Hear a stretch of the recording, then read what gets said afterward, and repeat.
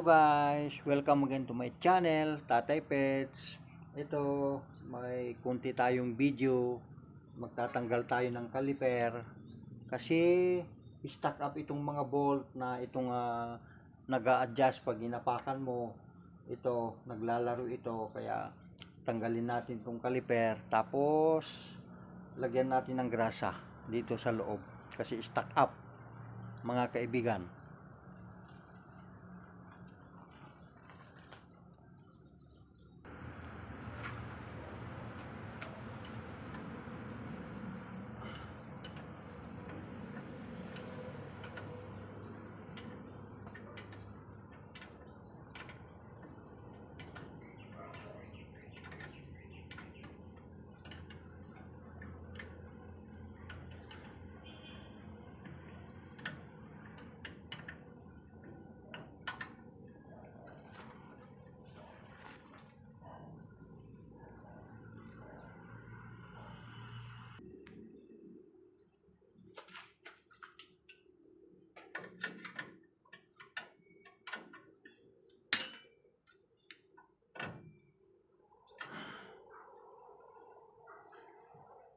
Tuyong-tuyo.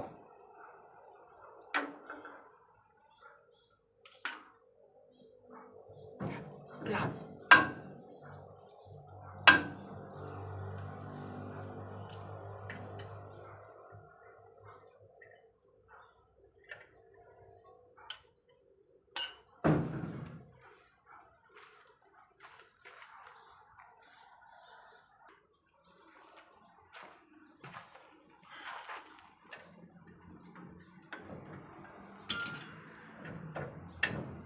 Up.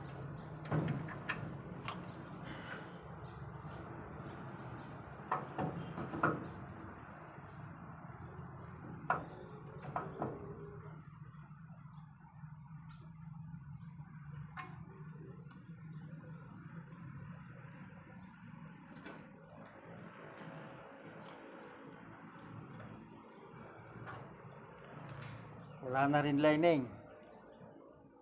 Wala na rin lining, ubos na.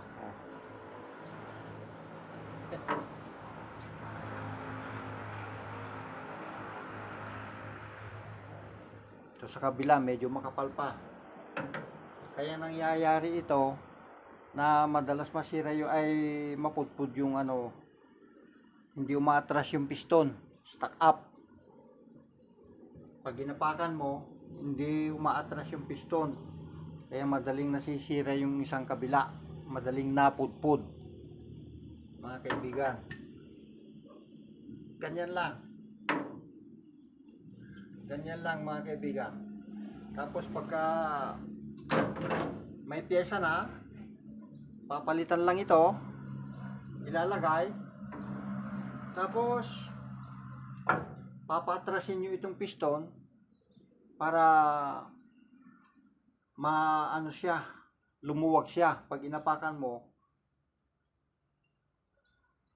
bubuka, tapos pag bitaw ng preno, aatras. Ayan. Kaya ganun lang mga kaibigan, i-press nyo lang ito hanggang sa sagad, no?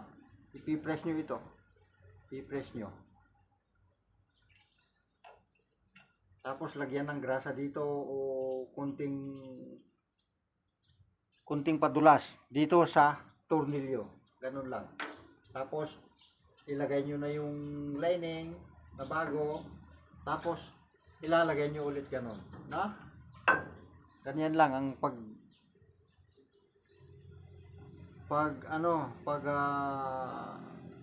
linis ng caliper pag stuck up, mga kaibigan. Tapos kunting leha lang ito.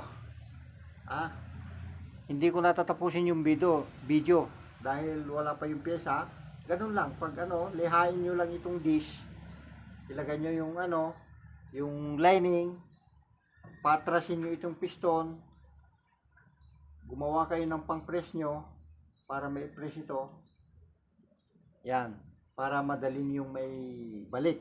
Kasi pag napalitan na yung lining, maigpit na, makapal na, hindi na susuot. Okay, mga kaibigan, maraming salamat sa kunting